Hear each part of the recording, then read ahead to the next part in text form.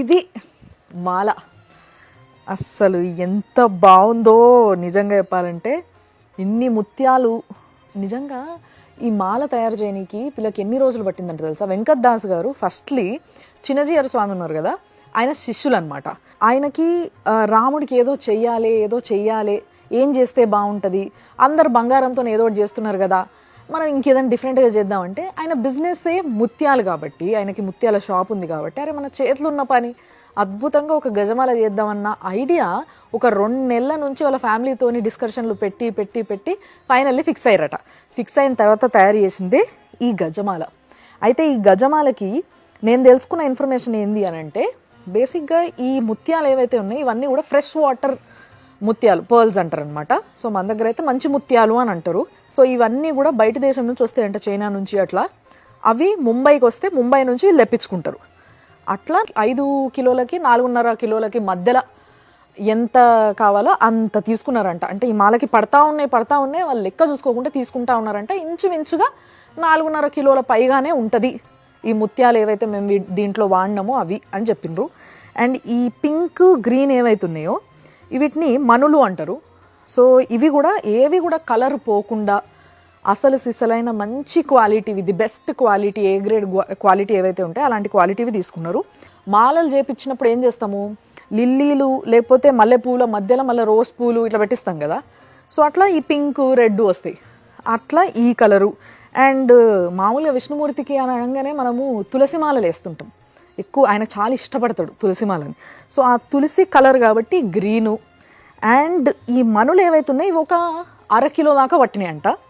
And అక్కడ ఏదైతే ఇప్పుడు అయోధ్యలో బాలరాముడు విగ్రహాన్ని ప్రతిష్ఠించబోతున్నారో ఆ రాముడు 4.5 ఫీట్లు పొడవు ఉంటాడు కాబట్టి ఆయనకు తగ్గట్టుగా ఈ మాలని ఇల్లు అదే హైట్, సేమ్ అదే హైట్, ఇటు 4 అటు 4 మొత్తం 8 ఫీట్ మాల అన్నట్టు. ఇది అంటే కరెక్ట్గా దేవుడికి మెడలు వేసిన తర్వాత ఆయన పాదాలకు ఈ కింద ముత్యాలు తగిలేటట్టు తయారు చేసిర్రు.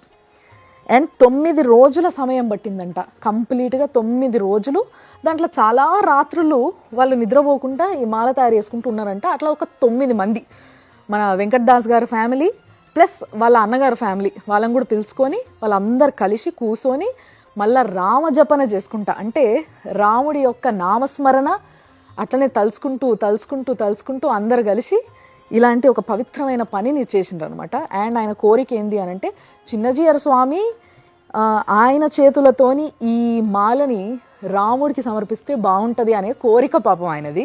బట్ దీని డీటెయిల్స్కి వచ్చేస్తే, సో మంచి ముత్యాలు 4 మొత్తం 8 ఫీట్ లాంగ్ గజమాల.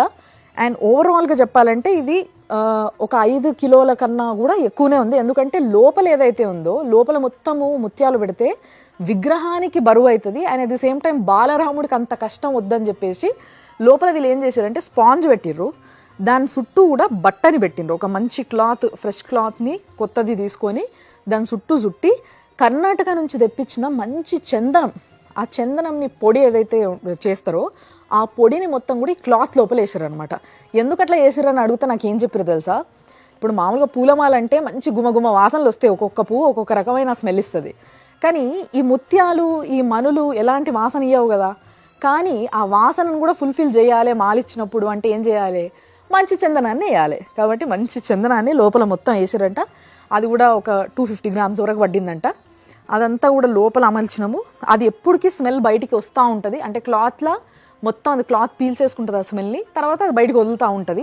సో రాముడికి చేరే టైంకి ఇంకా గుమగుమలాడుతుండి వచ్చేది. ఆల్రెడీ నాకు వస్తుంది స్మెల్ కొంచెం, బట్ చాలా అద్భుతంగా తయారు చేసిండ్రు. అయితే నేను ఏం అడిగినా అంటే, మామూలుగా ఇలాంటి మాల ఇప్పుడు నేను మీరో ఇంకెవరన్నా రాముడి కోసం ఇట్లనే సేమ్ ఇవే కొలతలతో ఇదే క్వాలిటీతో చేయించుకోవాలంటే ఎంత పడుతుండొచ్చు అంటే 5.5 లక్షలు పడుతుందట. అంటే 5.5 లక్షల 9 బేసిక్గా.